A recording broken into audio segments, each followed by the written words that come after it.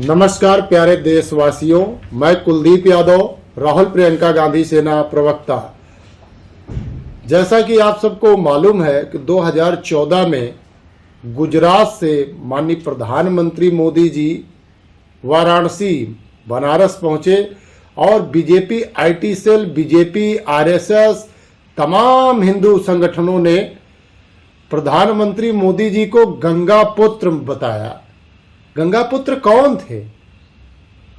महाभारत के वह प्रतिज्ञा लेने वाले महान पुत्र गंगा जी के, जो संकल्प लेते थे, जो वचन देते थे, अपने वचनों पे वो निपुणता से पूरा करते थे।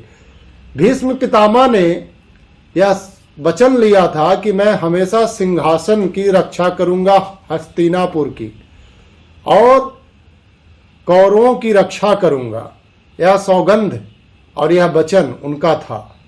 और इसी प्रकार से प्रधानमंत्री मोदी जी ने भी सौगंध लिया था कि हम देश के किसानों की आय दुगनी करेंगे, देश के युवाओं को रोजगार, नौकरी देंगे और विदेश से काला धन ले आएंगे। लेकिन आपको मालूम होना चाहिए कि जब कोरोना जैसी महामारी आई तो प्रधानमंत्री बहुत लंबे अरसे तक दिखे नहीं मीडिया पे। और उसी प्रकार आज वार खाड़ी देशों में जो चल रहा है, अमेरिका, इजराइल, ईरान के साथ, खाड़ी देशों से जो हमारे भारत में ईंधन आते थे, अभी तक भारतीय जनता पार्टी के कई नेता जो है सीना ठोक ठोक के बोल रहे थे कि भारत में ईंधन की कोई कमी नहीं है। लेकिन अब प्रधानमंत्री मोदी जी सदन के अंदर बोल रहे हैं, क्या बोल रहे हैं कि भाइयों बहनों, जिस प्रकार से हम सब कोरोना जैसे महामारी से लड़े थे, अब उसी प्रकार से तैयार हो जाइए और हमें इस विपत्ति का सामना करना पड़ेगा।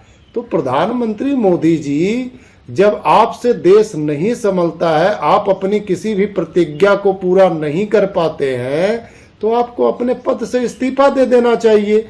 आप जब से प्रधानमंत्री की पद पे बैठे हैं, ना तो देश की आन बान शान आपसे कहीं भी संभाली नहीं जा रही है।